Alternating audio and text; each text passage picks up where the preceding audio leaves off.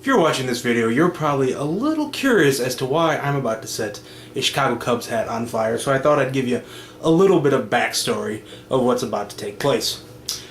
About three and a half years ago, our good friend Sean Carey was getting married, and we had his bachelor party up in the city of Chicago. And being the responsible young adult I am, I nominated myself as designated driver, and at some point in the evening, Mr. Neil Demos decided to take a ride in my car. And Neil left his Cubs hat in my car. Now, being the avid White Sox fan I am, didn't much appreciate that, but you know what? Neil's a good guy, so I held on to his hat. And I held on to his hat, and I held on to his hat.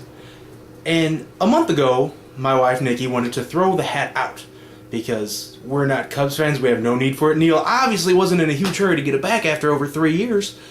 So she was just going to throw it away, and I said, no, we'll give Neil a month to pick it up. And if he doesn't pick it up, I have all rights to set his Cubs hat on fire. Now, I kept reminding him via text, via Facebook messages that Burning Day was coming up and that his hat would be set on fire, but Neil only responded once saying he was going to pick up the hat about a week after my initial post, and he never came about. So today is the day of reckoning, Mr. Demos. Your hat will be set on fire.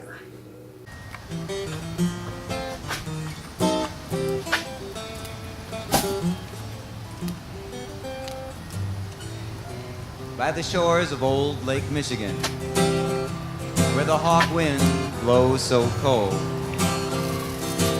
an old Cub fan lay dying.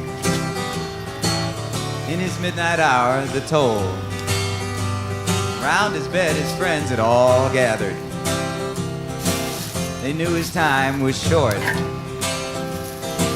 And on his head, they put this bright blue cap from his all-time favorite sport. Told him it's late, it's getting dark in here, and I know it's time to go. But before I leave the lineup, boys, there's just one thing that I'd like to know. Do they still play the blues in Chicago when baseball season rolls around? When the snow melts away, do the Cubbies still play in their ivy-covered burial ground? When I was a boy, they were my pride and joy, but now they only bring fatigue to the home of the brave, the land of the free, and the doormat of the National League.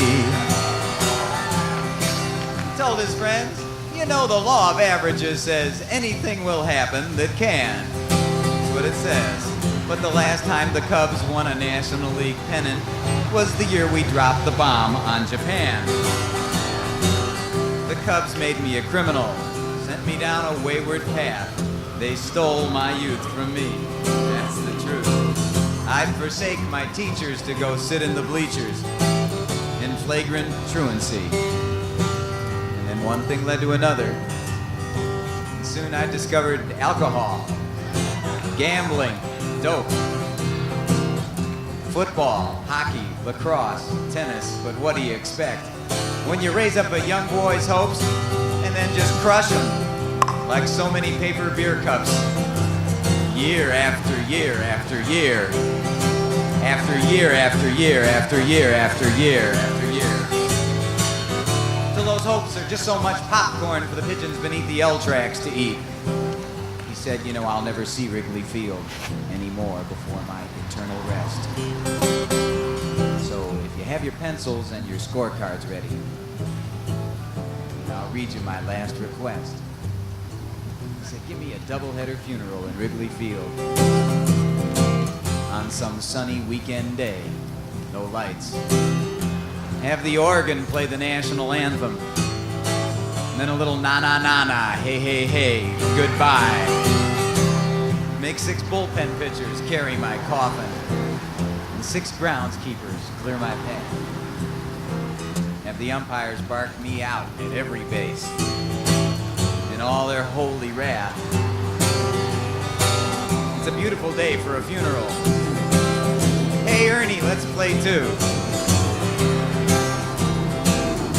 Go get Jack Brickhouse to come back and conduct just one more interview. Have the Cubbies run right out into the middle of the field. Have Keith Moreland drop a routine fly. Give everybody 2 bags of peanuts and a Frosty malt, and I'll be ready to die. Build a big fire on home plate out of your Louisville Slugger baseball bats and toss my coffin in. Let my ashes blow in a beautiful snow from the prevailing 30-mile-an-hour southwest wind. And when my last remains go flying over the left field wall, we'll bid the bleacher bums adieu. And I will come to my final resting place out on Waveland Avenue. The dying man's friends told him to cut it out. They said, "Stop it, that's an awful shame." He whispered, "Don't cry, we'll meet by and by near the Heavenly Hall of Fame." He said, "I've got season's tickets to watch the Angels now, so it's just what I'm gonna do." He said, "But you, the living, you're stuck here with the Cubs, so it's me,